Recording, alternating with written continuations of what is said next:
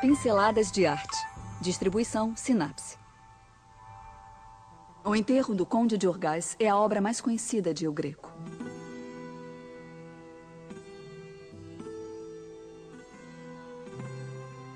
No lenço deste menino, o filho do pintor, lê-se a inscrição que nos mostra quem é o autor do quadro. Feito por Dominicos Theotokopoulos. Também aparece a data do nascimento do menino, 1578. Jorge Manuel mostra com o dedo que devemos olhar. Santo Agostinho e São Estevão estão prestes a depositar o corpo do suposto conde no interior do sepulcro. Santo Agostinho, o primeiro grande teólogo da igreja, pode ser reconhecido pela mitra episcopal. São Estevão leva a casula de diácono. Os diáconos são os ajudantes durante a missa. A cena bordada na parte inferior de sua vestimenta nos lembra como morreu, apedrejado. Os dois levam o corpo do defunto, que, apesar do nome da obra, não era conde, mas senhor da vila de Orgaz. O condado foi criado mais tarde.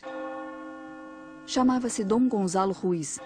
Morreu em 1323 e, segundo uma lenda, São Estevão e Santo Agostinho desceram do céu para enterrá-lo, como prêmio por sua grande generosidade para com a igreja. Veste uma armadura linda, como as que se faziam em Toledo na época, cidade famosa pela fabricação de armas e onde trabalhou El Greco durante muito tempo. O quadro foi uma encomenda de André Nunes, o pároco da igreja de São Tomé, que no quadro aparece lendo o ofício fúnebre. Mas onde conseguiu dinheiro para pagar uma obra tão cara? O pároco ganhou dinheiro em um pleito aos habitantes de Orgaz, que não queriam pagar a quantia anual que seu senhor tinha decidido entregar à igreja, e o destinou a esta obra. Ao lado do pároco está um clérigo auxiliar que olha para cima com os braços abertos. No outro lado do quadro, um monge franciscano fecha o grupo de pessoas no primeiro plano. Atrás desses personagens, há uma linha compacta de destacados membros da sociedade toledana do século XVI, isto é, 2 séculos depois da morte do senhor de Orgaz. Quer dizer, o quadro foi pintado 200 anos depois da morte do protagonista principal. E também está cheio de personagens que não são da época do senhor de Orgaz, mas da época do pintor. Reconhecemos, por exemplo, a 3 nobres da Ordem de Santiago, como revelam as cruzes vermelhas que ostentam no peito.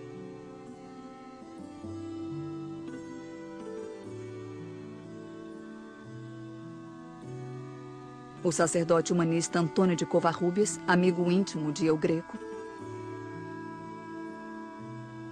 e o próprio pintor, que olha para nós. Com este recurso, El Greco nos advertia que era ele o autor do quadro.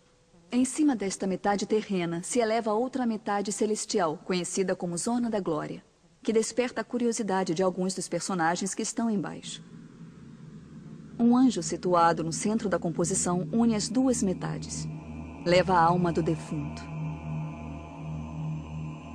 A alma adota a forma de um bebê, porque naquela época era assim que se representavam os mortos que iam diretamente para o céu. Acima do anjo, e formando um triângulo, se levantam a Virgem Maria, São João Batista e Cristo, vestido com um sudário branquíssimo.